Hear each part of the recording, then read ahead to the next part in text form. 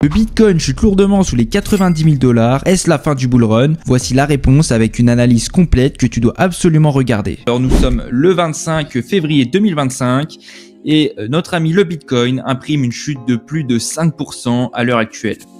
Alors est-ce que la situation est dramatique? Est-ce que c'est la fin du bull run? On va essayer d'apporter des éléments de réponse dans cette vidéo pour que vous puissiez vous aussi avoir votre propre opinion. Et voilà, que vous puissiez avoir une vue un peu plus éclaircie, une vue dégagée sur le marché des cryptos. Donc on va surtout s'intéresser à Bitcoin puisque c'est quand même le fer de lance du marché et c'est souvent lui qui va indiquer les tops ou les bottoms de marché. Donc cette vidéo va se décomposer ainsi. Dans un premier temps, on va plutôt parler de l'analyse technique du Bitcoin, puis on enchaînera donc sur une analyse cyclique, voir où est-ce que nous nous situons à l'heure actuelle par rapport au précédent cycle. On enchaînera sur l'analyse on-chain du Bitcoin avec quelques datas intéressantes à regarder de plus près. Et enfin, un mot sur les altcoins dans une quatrième partie pour essayer de comprendre est-ce qu'il y aura ou non cette fameuse alt season que la majorité des investisseurs attendent. Beaucoup de personnes pensent qu'il n'y aura pas de saison des altcoins et ça peut être positif. On va voir ça ensemble. Donc tout d'abord, sur le Bitcoin, qu'est-ce que nous pouvons dire? Qu'est-ce que nous pouvons analyser? On va reprendre ça d'une manière assez globale. Donc là, on est en journalier. On dézoomera un petit peu après en hebdomadaire pour comprendre un petit peu plus sur le long terme qu'est-ce qui se passe. Mais le Bitcoin, c'est un actif qui va quasiment toujours réagir de la même manière. C'est-à-dire qu'il va avoir des phases d'impulsion très très fortes. À chaque fois, il va prendre des pourcentages assez énormes dans des laps de temps très très courts. C'est vraiment un actif très particulier vis-à-vis de ça, puisque c'est quasiment le seul au monde à avoir ce type de comportement. Vous voyez ici, on a des hausses de 40, 50%, 60%, 85%. Ici aussi, la dernière en date, donc on peut prendre à partir du haut du range de 50%. Donc on a globalement des hausses de 50 à 80% dans des temps très très courts qui sont globalement, sur ce cycle en tout cas, de l'ordre de 1 mois à 1 mois et demi. Pour des phases de latéralisation beaucoup plus longues qui vont quant à elles, voilà, alors on peut regarder ça ensemble globalement, hein, donc c'est assez subjectif. 232 jours pour celle-ci, 78 jours pour celle-ci. Celle-ci, vous la connaissez bien, je pense. Elle nous aura un petit peu fait patienter, donc 249 jours. Et là, donc, finalement, est-ce que c'est si différent que les autres fois? Eh bien, potentiellement, absolument pas. Nous sommes exactement dans une configuration similaire aux précédentes phases de latéralisation, aussi bien en termes de nombre de jours qu'en termes de variation de prix à la hausse et à la baisse. Et qu'est-ce qu'il faut signaler? Tout d'abord que quasiment systématiquement, il va y avoir une phase de déviation assez forte à l'issue de la phase de latéralisation. Vous voyez ici, le prix vient dévisser à la baisse, faisant paniquer les investisseurs. C'est exactement la même chose ici. On a toujours une phase où le marché dévisse et fait peur à tout le monde. Donc là, on a une fois, deux fois et une nouvelle fois ici. Donc là, ça a été la phase assez longue, etc. que l'on a connue. Ça, c'est pour un petit peu voir le Bitcoin de manière assez globale, de manière assez subjective. Et donc, nous sommes enlisés dans cette fameuse phase de latéralisation qui casse à la baisse.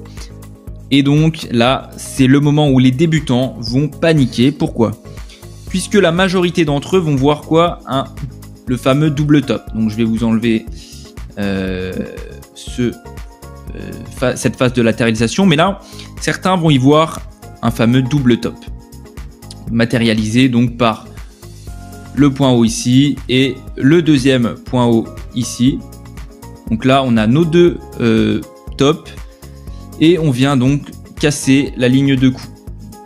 Alors, selon moi, et ça reste une analyse personnelle, ce n'est absolument pas un double bottom. Pourquoi? Puisque l'on a beaucoup de points de contact sur la ligne de coup. On en a, ici je vous en ai noté 2, 4, 6. Je vous ai noté les plus flagrants. On en a d'autres par exemple ici, bon, qui ne vont pas complètement sur la ligne de coup, mais qui auraient pu être pris en compte, ça va faire quoi? Ça va faire qu'on va avoir une accumulation en dessous de cette zone de liquidité. À chaque fois qu'on revient ici, ce sont des positions qui vont être accumulées par les investisseurs. À chaque fois qu'on vient ici, ça va être des stop loss qui vont être positionnés dans cette zone. Puisque là, 90% des investisseurs quand même vont mettre des stop loss. Ils vont les mettre où? Sous la zone. Et ça, les institutions, elles adorent. Elles viennent fumer tout le marché pour ensuite prendre finalement ce qui va être la liquidité, qui va être l'essence du marché, pour ensuite réaliser une nouvelle jambe haussière. Donc ça, d'un point de vue vraiment de la figure qu'on dessine, on n'a pour moi pas de double top. Je vais vous montrer un vrai double top. Celui-là, certains le connaissent, ceux qui sont là depuis un moment en crypto, c'est le double top qui nous avait fait rentrer en bear market. Et là, pour le coup, c'est un vrai double top. Pourquoi? Tout d'abord, déjà, sur la figure en elle-même, on a un top ici, un deuxième top qui vient prendre la liquidité du premier top. Donc là, vous voyez que celui-ci est légèrement plus haut que le deuxième top. Premier point. Deuxième point, on a uniquement un point de contact sur la ligne de coup. On n'en a pas 4, 5, 6, 7 comme nous en avons à l'heure actuelle. On a simplement un point de contact. Ça, c'est pour la figure chartiste en elle-même. En plus de ça, on avait une prise de liquidité sur le précédent record historique et on avait une divergence RSI. En plus de la temporalité que nous verrons par la suite. C'est-à-dire que nous étions à un certain nombre de jours qui pouvaient quand même laisser penser que le cycle était terminé. À l'heure actuelle, ce n'est absolument pas le cas. On a une déviation qui qui est une nouvelle opportunité, à mon sens, de rentrer et d'accumuler du Bitcoin. Ça, c'est d'un point de vue technique. On va passer maintenant à l'analyse cyclique.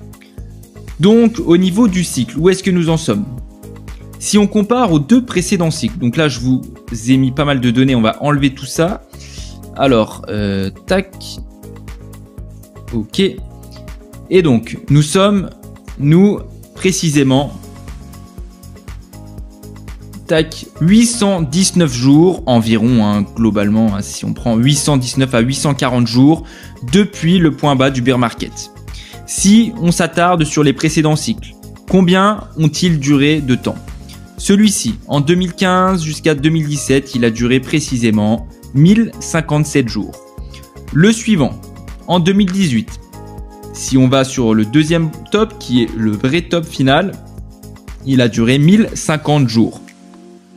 On a donc deux cycles qui ont duré globalement un nombre de jours assez identique. Nous ne sommes qu'à finalement 840 jours depuis ce fameux bottom du bear market.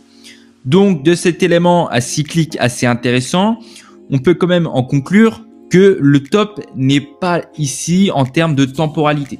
Donc c'est un deuxième argument à prendre en considération pour se dire que le top n'est toujours pas présent sur le marché.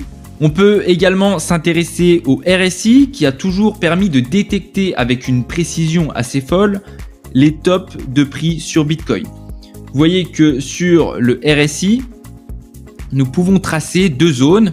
Une zone supérieure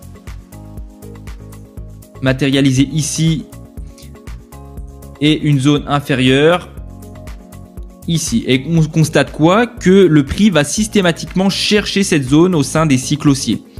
Et coïncidence, lorsque l'on va chercher ce top, on est souvent très proche du top justement du Bitcoin.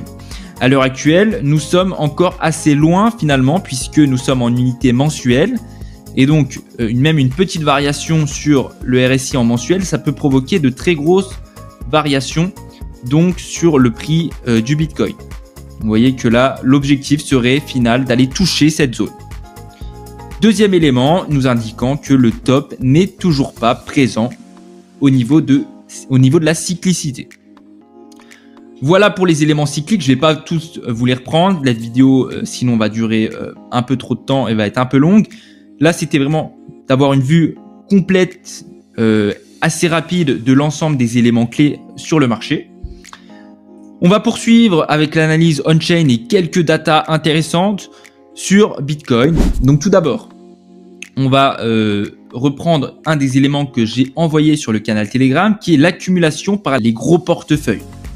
On peut constater quoi que sur Bitcoin, on a eu une explosion de ces adresses lors de l'élection de Donald Trump en novembre 2024. Ça a fini par exploser, puis on a eu cette phase de retracement très importante de mi-décembre jusqu'à mi-janvier globalement, hein, pour ensuite que ça reparte sur un mouvement haussier. Pour le moment, effectivement, ça ne se reflète pas du tout sur le prix. Le prix stagne, baisse, et donc on peut douter de cette data, mais elle a toujours finalement permis d'établir les mouvements aussi importants. Comme vous pouvez le constater ici, vous voyez que là on a des hausses qui permettent d'établir une hausse finalement du prix qui va s'en suivre. Ici également. Cependant, voilà, ici on était en bear market. Que ce soit en termes cycliques, en termes techniques, etc. Donc il faut apprendre à faire corréler toutes les datas. Si vous prenez juste cette data indépendante des autres, finalement vous allez vous dire ok, ça accumule, j'achète. Mais il faut comprendre la globalité. Et là, c'est un élément parmi d'autres. C'est pas le plus important peut-être, mais c'est un élément à prendre en considération. C'est pareil sur Ethereum. On a une accumulation des gros portefeuilles assez subjectifs, mais qui ont entre 10 000 et 100 000 Ethereum dans leur bag. Donc vraiment les grosses baleines, c'est au-dessus de 100 000. Hein. Nous, on est sur des juste en dessous, mais ça a quand même une importance. Ça permet quand même de voir que la smart money accumule, et encore une fois, ça ne se reflète pas du tout sur Ethereum. Ça ne peut que mieux se passer par la suite. Clairement, Ethereum se prend des gamelles, mais on a beaucoup de données positives, en plus de l'ETF, des ETF, etc., qui peuvent nous permettre d'espérer. Les ETF Bitcoin, on a des entrées majeures depuis janvier 2024 pour les ETF et Bitcoin. Vous voyez qu'on a eu seulement 2 mois où on a eu des retraits de ces ETF, donc qui étaient avril, et c'est des retraits très très faibles, ou encore à l'heure actuelle en février, donc là ça s'arrêtait jusqu'au 21 février. Globalement, on est sur la même tendance. Qu'est-ce que ça veut nous dire? On n'a pas de retrait massif des ETF, on n'a que de l'accumulation et de l'accumulation. Ok, donc ça, je vous reprends un petit peu rapidement, on va pas aller en profondeur non plus de chaque data, sinon encore une fois, ça va prendre 30 ans. Là, c'est la masse monétaire mondiale qui est très corrélée à Bitcoin. Ça, je peux vous le laisser le voir toute seule de votre côté également, mais vous allez voir que Bitcoin a un décalage avec la masse monétaire mondiale. Globalement, on a quelques mois de retard. Et là, chose qui est très intéressante, c'est que la masse monétaire repart à la hausse depuis ce début d'année. Ça pourrait se répercuter une nouvelle fois sur le prix de Bitcoin dans les prochaines semaines. Enfin, on a le fameux Fear and Greed Index qui est en zone d'extrême peur. Celui-là, c'est un indicateur qui est assez subjectif, mais qui est redoutable pour vous permettre, en accumulation des autres datas, d'envisager ou non d'accumuler du Bitcoin. C'est pas lorsque on va être ici en euphorie extrême, potentiellement dans quelques mois, que faudra vous poser la question d'acheter du Bitcoin ou des crypto-monnaies. C'est maintenant. C'est clairement maintenant. D'autant plus qu'on a aucun signal de retournement. Donc on a également les stablecoins. Donc le market cap par exemple ici de l'USDT qui ne fait qu'exploser à la hausse. Comme vous pouvez le constater, donc là on est en mensuel, je vais descendre en unité hebdomadaire pour que ça soit un petit peu plus visible. On rentre systématiquement en bear market sur des grosses bougies rouges.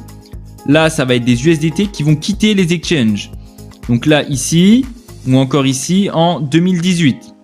Donc tant qu'on ne connaît pas ces fameuses bougies rouges de sortie des USDT vers des exchanges, on n'a aucun signal de retournement en plus des autres datas sur le marché crypto. Là à l'heure actuelle, il y a uniquement des USDT qui rentrent sur le marché. ça c'est les USDT, c'est exactement pareil pour les USDC. Le market cap est en augmentation constante. Ok, donc ça c'est très intéressant également. C'est encore plus exponentiel finalement sur l'USDC. Très intéressant. Donc là, c'était un petit peu pour l'analyse on-chain, globale, avec des données, des data, etc. On va terminer notre petite analyse globale du marché sur les altcoins et est-ce qu'il y aura une saison des altcoins. On l'attend tous, cette fameuse saison des altcoins qui se matérialise par une chute de la dominance du Bitcoin. Cette fameuse chute que l'on a eue donc à 2 reprises par le passé, donc que ce soit en 2017 ici avec vraiment une chute assez importante du prix de la dominance, ou encore ici en 2021. Ok, donc nous sommes vraiment dans une zone de polarité majeure. Au niveau technique, on est vraiment sur des zones qui peuvent potentiellement faire que le prix se retourne et que les altcoins s'envolent à la hausse. Je vous explique pourquoi. On est sur la zone des 0,786 du retracement de Fibonacci. Regardez, je vous le retrace pour que vous puissiez bien le visualiser. Tac. Donc je vais placer le 0,786 ici, qui apparaît juste ici. Donc là, on a une zone que l'on peut tracer ici avec vraiment les points hauts et les points bas. En plus de ça, on a donc très souvent une zone où on va avoir beaucoup de liquidités. Donc là, c'est pas forcément un graphique avec des liquidités derrière, mais on va quand même l'analyser tel quel. C'est ces points ici qui sont les dernières bougies vertes finalement avant la grosse chute ici. Donc ça, généralement, ça laisse beaucoup de liquidités et globalement, ça va être des zones qui vont être retouchées ici avec des mèches assez impulsives, chose qui a été faite, qui par la suite donc vont permettre d'offrir une forte résistance pour repartir sur un élan baissier. Donc ça c'est pour la zone qui est matérialisée donc par le 0,786 de Fibonacci et cette zone de liquidité. En plus de ça, on a cette fameuse trendline partant des plus bas qui a un point de contact ici, un deuxième point de contact, un troisième point de contact sur laquelle nous marquons actuellement un pullback. Ok. On a notre fameuse divergence RSI en cours de formation qui peut être vraiment, qui peut symboliser l'élément déterminant de cette analyse puisque c'est généralement à haute probabilité. Comme ça, en hebdomadaire, une divergence de cette qualité, généralement, ça fait mouche. En plus, et là, c'est pas anodin non plus, c'est cette trendline haussière qui passe par un point de contact, 2 points de contact, 3 points de contact, 4 points de contact sur laquelle nous revenons nous appuyer. Et là, on est donc dans cette zone qui va potentiellement permettre un retournement de tendance à la baisse. En plus de ça, donc on a une hausse des volumes qui est donc un petit peu similaire à ce qu'on a connu en 2021. Ok, donc ça, la hausse des volumes, généralement, ça matérialise le fait qu'on va avoir un intérêt fort sur beaucoup d'altcoins et on va avoir un nombre de transactions beaucoup plus important de manière globale sur l'ensemble du marché. Nous y sommes, clairement, nous sommes en plein dedans, à 2 doigts vraiment de repartir sur des gros mouvements baissiers. Voilà donc globalement pour l'analyse de la dominance du Bitcoin qui est un élément, un graphique clé pour savoir est-ce qu'on va avoir cette fameuse saison des altcoins. En plus de ça, comme vous savez, les altcoins sont catégorisés comme des actifs à risque, des actifs très volatiles. De l'autre côté, on a quoi? On a les valeurs refuges qui sont l'or ou encore le dollar. Et figurez-vous que le dollar, on va plutôt s'intéresser à l'euro USD, mais on ira voir aussi le dollar par la suite, nous imprime de sérieuses raisons de croire à justement un retournement de tendance sur le dollar. Donc là, on est sur l'euro-dollar. Donc généralement, si la paire euro-dollar monte, c'est que le dollar derrière va baisser. Donc ça, j'espère quand même que c'est clair pour vous. Et on est sur une zone clé puisque en hebdomadaire, on vient de repasser. Donc je vous retrace sur la zone des 0,618 de Fibonacci. Vous voyez que là, on a parfaitement rebondi dessus. Donc ça, c'est un élément vraiment déterminant. Et en plus, on marque un double bottom. Pour le coup, c'est un vrai double bottom. Nous n'avons qu'une touchette sur la ligne de coup. Là, il nous manque plus qu'une bougie assez impulsive pour casser cette fameuse ligne de coup. Et ensuite, on aura donc des grosses convictions sur le fait que la paire euro-USD va pouvoir se maintenir à la hausse sur plusieurs semaines. Ok, donc ça c'est pour l'euro-dollar, mais globalement pour le dollar, l'indice du dollar, on est sur une inversion de tendance. On a eu un break of structure ici, vous voyez que on vient casser ici le dernier plus bas de la tendance haussière en cours. Donc j'ai pas envie d'enlever tous les tracés, mais globalement vous pouvez le visualiser. Ensuite on a un très gros refus ici, à ce niveau-là, vous voyez la mèche ici qui symbolise le fait que l'on vient prendre toutes les liquidités au-dessus pour repartir sur la tendance de fond, la potentielle nouvelle tendance de fond qui sera baissière. Ok, donc là on réintègre en plus une zone d'accumulation long terme. Il y a vraiment que des choses positives à en tirer. D'autant plus que, on va pas tout refaire l'histoire, mais globalement sur chaque bull run, on a un dollar qui se maintient dans des phases baissières. Donc là c'est 2021, ici c'est 2017. On est donc potentiellement en train de réimprimer cette chute qui est nécessaire pour avoir une vraie alt season. Et on va finir par le gold, qui est une autre valeur refuge, qui va donc nous permettre de visualiser le fait que potentiellement les liquidités vont aller sur les actifs à risque et non plus sur les valeurs refuges.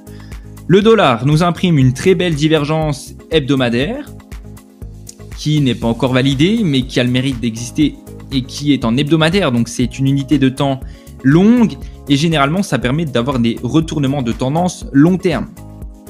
Donc ça c'est en hebdomadaire. En journalier, on a également une divergence RSI qui vient d'être validée, qui est en train d'être validée aujourd'hui. Donc petit aparté, si vous avez suivi sur le canal, j'ai envoyé cette divergence et ça fait très plaisir de voir que ça se valide pour le moment. Donc on est en plus sur un niveau d'extension de Fibonacci intéressant qui est les 1,618 de cette extension. Donc globalement, on a des gros signaux d'espoir, que ça soit sur Bitcoin en termes de data cyclique, d'analyse technique, d'analyse temporelle. On a aussi d'énormes signaux favorables, que ça soit au niveau des données des stablecoins, que ça soit au niveau de la dominance du Bitcoin. Si on compare avec un top de marché, on n'est sûrement pas dans un top de marché. Un top de marché, on a généralement une euphorie générale. On a des investisseurs qui commencent à gambler, qui ouvrent des leviers à très forte position. Donc on n'est potentiellement pas dans ça. Sinon, on aura une rupture cyclique du Bitcoin et ça serait un petit peu la fin de ces cycles. Ça arrivera potentiellement un jour ou l'autre. À l'heure actuelle, on n'a jamais eu d'invalidation, donc les probabilités restent quand même de notre côté, même de ce point de vue-là. En plus de ça, comme je viens de vous l'expliquer, on a les valeurs refuges qui au niveau technique, présentent de forts signaux de retournement. Donc voilà, j'espère que cette analyse un petit peu globale du marché vous aura plu. On va donc finir avec le coût de minage du Bitcoin. Donc on a ici le graphique du minage du Bitcoin et son coût pour les mineurs. Donc pour miner un Bitcoin, le coût actuel est de 94 000 $. Généralement, ce prix est toujours en bull market en dessous de la valeur réelle du Bitcoin. Les mineurs, eux, gagnent de l'argent en minant et en vendant leur Bitcoin. Donc si ils vendent à perte, ils vont vite arrêter de miner. L'objectif étant donc, eux, ils envisagent donc que le prix du Bitcoin va monter. Ok, donc ça c'est un élément aussi important que je n'ai pas signalé précédemment. Le deuxième élément qui est assez intéressant, c'est voir un petit peu l'état d'esprit des journaux lorsque le prix du Bitcoin était à son plus haut en novembre 2021. Donc là, je peux vous laisser aller voir aussi de votre côté. Mais globalement, on avait des analyses un peu dithyrambiques, c'est-à-dire que les analystes pensaient à un super cycle, que le prix du Bitcoin pouvait franchir au dernier cycle les 100 000 $, etc. Donc là, je ne vais pas relire tous les articles, etc. Mais on avait quand même beaucoup que ce soit les journaux, les chaînes de télé, etc., un FOMO massif et global sur le Bitcoin. Ça sera la même chose lorsque l'on va atteindre des nouveaux sommets. Là, on a connu un Bitcoin à 100 000 $. On a eu quand même pas mal d'interventions sur des chaînes télévisées, etc. Mais ça reste encore assez faible par rapport à un vrai top de marché. Voilà, j'espère que cette analyse un petit peu globale vous aura plu et vous aura aiguillé pour la suite de ce cycle haussier. Merci à tous de m'avoir écouté et à bientôt. N'hésite pas à aimer la vidéo et à commenter si celle-ci t'a plu.